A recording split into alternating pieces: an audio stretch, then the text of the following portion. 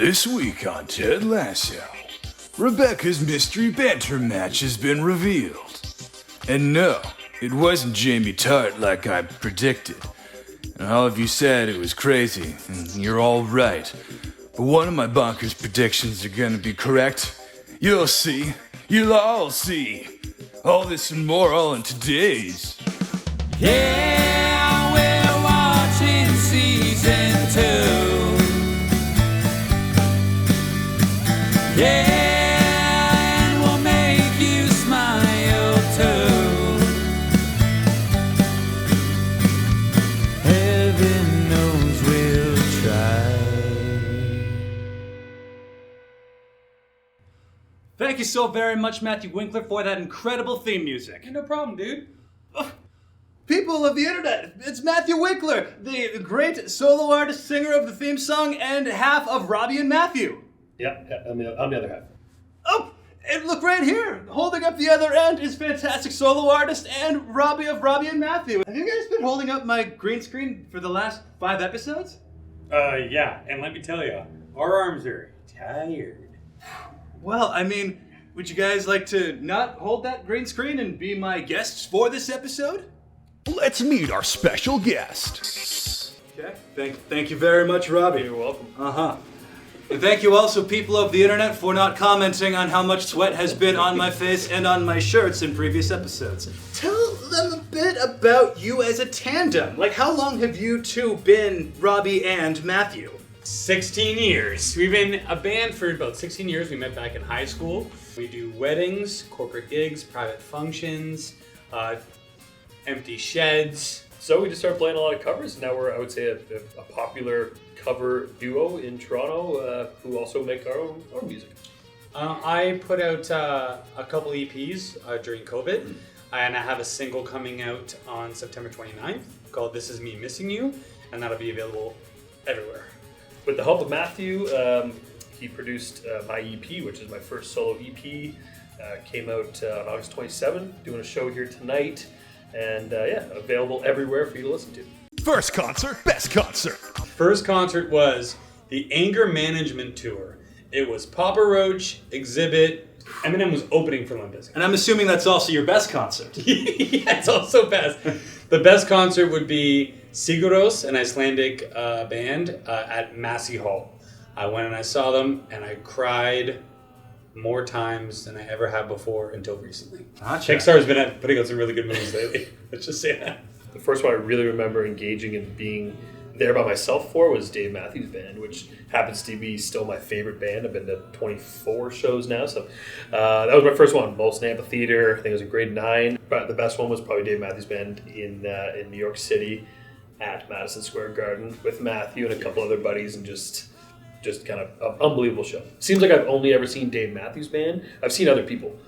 Let's get into the recap. With both of you, because we are in a shared space, A shed. all double vaccinated. A shed space. Yes, we're a shared space, shared space. Shout. Yes, shouty. I want to use this energy. I want to use this energy to talk about what we are going to predict for the future. The banter, the romance between Rebecca and a mystery somebody. The mystery somebody turns out to be the incredible Sam Obisanya. Who was your prediction for LDN 152? I mean, they threw some curveballs, and we could have been talking Ted right now, but we're not. We're talking Sam. But that would have been my only prediction. Would have been Ted. I thought it was like we're trying to maybe go somewhere else, but I thought it's going to be Ted because they seem to have a connection, and I thought it was going to happen. I always bring it back to Who Shot Mr. Burns. Right. And I feel like if Ted was the banter match, that's Homer shooting Mr. Burns. Right. My initial theory of Rebecca matching with Jamie, I was really hoping that would happen. Mm-hmm. Right. But it obviously made zero sense. And the people of the internet let me know that made zero sense. I come from the school of watching Lost. Yep. And so I just want the most insane thing to happen. Right. But with Sam, it's actually pretty brilliant, and I love that it's Sam because there have been many little signals. Like, they've had some really cute moments already. Mm-hmm. Do they all have the app? I like to think they have the app. They're sponsored. They should have. So they should have the app. By episode 4, they should have had the app. Keely said download it. How about if it was Roy Kent? All right, kid. Roy Kent. Oi, Keely, Phoebe, Chandler, Ross, Ross Kent, Gunther, Central Perk, Pivot. Obviously, Dubai Air is no longer the sponsor. Now it's Banter on the front. But there has to be more of a fallout. And I believe they said that when Rebecca said, "Oh, I know the owner of it's not Dubai Air, it's the oil company, right?" Yeah, that's right. Was a good friend of Rupert's. So I think you had mentioned in a previous episode that Rupert's going to have a comeback somewhere here. Maybe that's where it comes in. It's Rupert's buddy who owns it. I feel that Rupert is going to buy out Banter. Oh, shit. And because the whole thing about Banter is the fact that it is identity-less, it's pictureless. I think that Rupert, being the little devil that he is going to force some sort of leak where everybody on Banter's identity is going to be revealed. Are we Black Mirroring this? We get into some sort of... I think any British series has the potential to become a Black Mirror, and so this one as well. So who was Ted texting then that day where he was cheery? Is he on Banter? I think he's on Banter, and I think it is with Dr. Sharon Fieldstone. Her favorite book is Prince of Tides, and Prince of Tides is a story about a therapist's romantic relationship with one of their patients. And so now, Ted is going to be one of her patients. That is the final piece of the puzzle that brings my theory into fruition. Amen. Did you rehearse this? This is all improv, baby. That's pretty good. So we've had a bunch of fun talking Ted here, but we're gonna have fun playing something else. This is Wordplay, Swordplay. Just kidding. We're not gonna do wordplay, swordplay this week. This week we're playing Carrot in a Box. Yeah. A few days ago, the world lost an incredible comic legend named Sean Locke. If you're anything like me, you've been spending the last few days just watching clip after clip of him on British panel shows and laughing out loud. The one clip that I have watched more than any other one is called Carrot in a Box from the show 8 out of 10 Cats Does Countdown. And guess what? We're gonna play Carrot in a Box right now with Robbie and Matthew. In front of you are 2 identical boxes, except one of them has a carrot inside. Now, both of you want to have this carrot. Only you can look inside your box. Do not reveal to either myself or Matt. You get to decide whether or not to keep your box or swap with Robbie.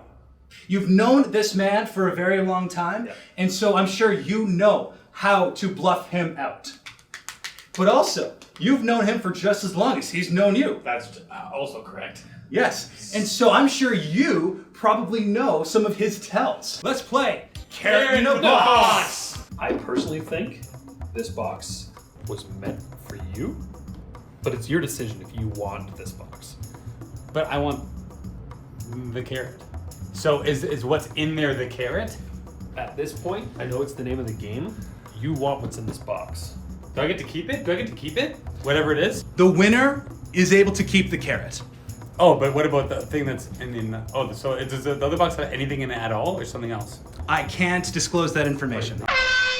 Matthew, Yeah. do you want to swap or do you want to keep your box? No, I want to swap. I want what's in that box. Okay. Reveal what's in your boxes, gentlemen. I got a clean me! I got the carrot.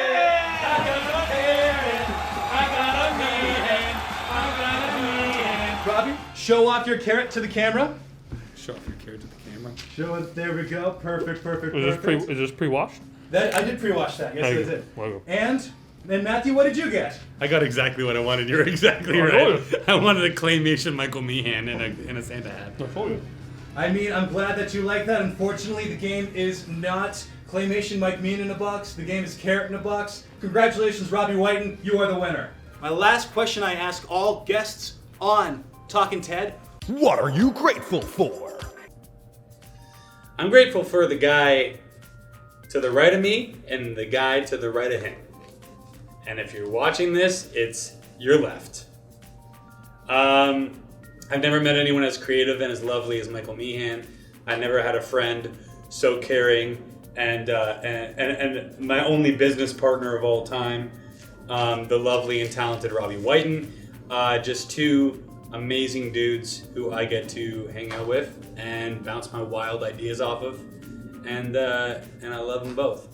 I think the ability to be creative and just have the freedom to do whatever you want. I watched, Talkin Ted, just came from your mind, and people watch and they love it. You listen to Matthew's music, looking at people's art, my music. It's just everyone can do whatever they want, and the fact that we have the ability, the freedom to do it is amazing. And the fact that we're all healthy and have great friends and family, that's always amazing. But freedom to be creative, to do whatever you want, because then you get stuff like this, which is awesome.